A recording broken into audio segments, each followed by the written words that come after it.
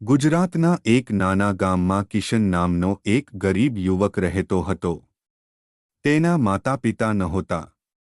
તે રોજ મજૂરી કરીને પોતાનું જીવન ચલાવતો હતો.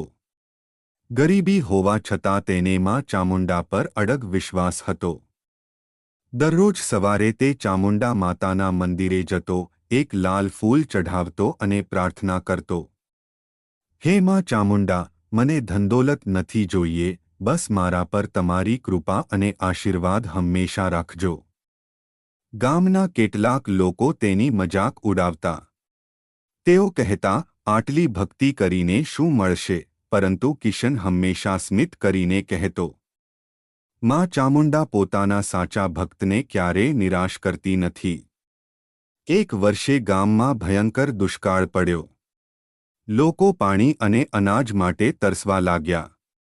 પોતાની ગરીબી હોવા છતાં કિશને જે થોડું હતું તે પણ જરૂરિયાતમંદોને વહેંચી દીધું. તે જ રાત્રે કિશનને સ્વપ્નમાં માં ચામુંડાના દિવ્ય દર્શન થયા.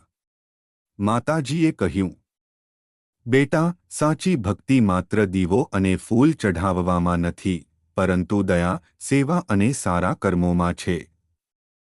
હું તારી ભક્તિથી પ્રસન્ન છું. બીજા જ દિવસે ગામમાં વરસાદ શરૂ થયો. ખેતરો હરિયાળા બની ગયા અને લોકોના જીવનમાં ફરી ખુશીઓ આવી. ગામલોકોએ કિશનની નિઃસ્વાર્થ સેવા જોઈ અને સૌએ તેની ખૂબ મદદ કરી. ત્યારથી આખા ગામમાં એક જ વાત કહેવાતી હતી, જે ભક્તનું મન સાચું હોય, તેની સાથે માં ચામુંડા હંમેશા ઊભી રહે છે. બોધ: સાચી ભક્તિ માત્ર પૂજા કરવાથી નથી મળતી. દયા, સેવા, સારા કર્મ અને અડગ શ્રદ્ધા જ ભગવાન સુધી પહોંચવાનો સાચો માર્ગ છે. જય માં ચામુંડા.